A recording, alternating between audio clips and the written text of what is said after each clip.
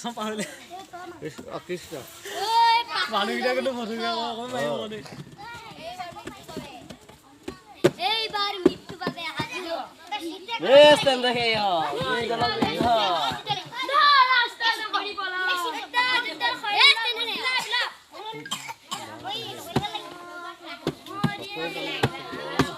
Dondio na.